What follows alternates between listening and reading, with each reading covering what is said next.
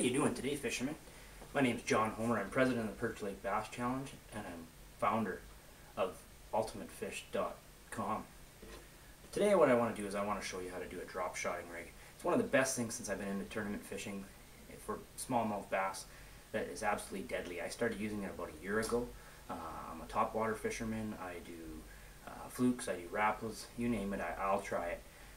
Fish humps, I fish shallow, but one of the best things I started doing last year, and it put an extra 2 to 3 pounds on a 2-day tournament in my boat, was drop shotting. You can do it deep, you can do it shallow, you can cast it out and retrieve it back, you can drop it to the bottom and let it just sit there.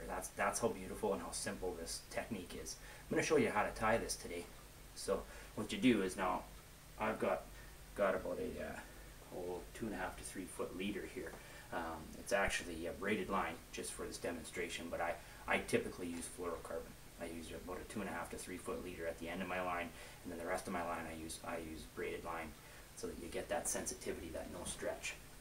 But the fluorocarbon is absolutely invisible under the water, so it's the best. The fish can't see it. So what you do is you take the line, and I use what they call a palmer knot. And so you have to thread the line through the hook,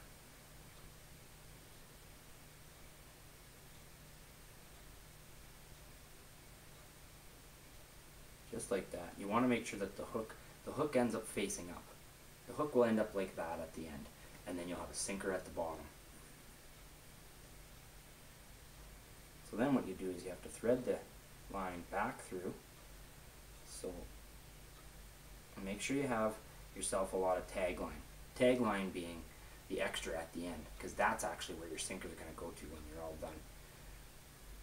So now you have a loop at this end, and then you've got your excess line back over by your original line here. So you take that loop like this, you round it around and bring it through the line, and then you take that loop and you bring it over the hook. Then you grab both ends and tie it just like that. Now you gotta watch, because sometimes it gets caught on the shank, and you just bring it back up and give her another little tighten. Then you take the tag end right here, and what I do is I loop it back through one more time, and it helps. What that does is help keep the hook straight so that it's sticking up. I don't know if you ever worked with this fluorocarbon before, but it's small stuff. I should have actually got my fluorocarbon out of the garage before doing this demonstration.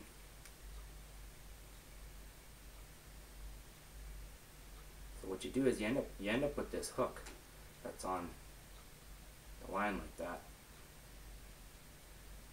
Fluorocarbon's a little thicker, so it helps it stand up even straighter. It stands up right like that, and you've got a tag line down this far. Then you take, and these sinkers, and they're called drop shotting hooks. There are other names, there's octopus and a couple other things, but that's essentially what they look like right there. They're not just a straight shank hook, they're more of a curved hook. So then what you do is you take the sinker, and it's a no-slip sinker, you don't even have to tie it.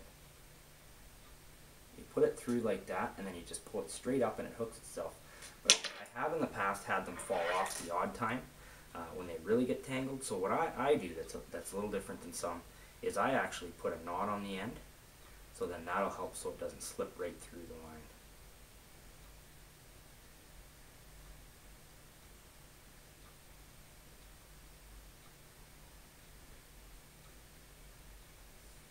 I'll actually tie two of them just to make it a little thicker. So then bring the sinker back down.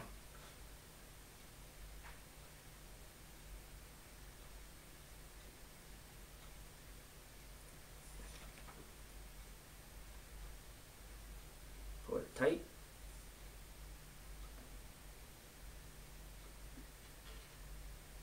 Actually, I missed my knot, but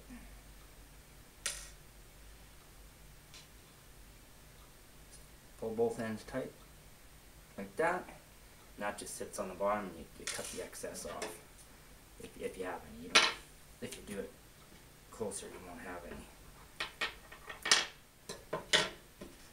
So what you've got here is you've got a hook, and you can do this how, depending on what you're seeing on the graph, you can do this 6 inches from the bottom, you can do it 2 feet from the bottom if the fish are suspended.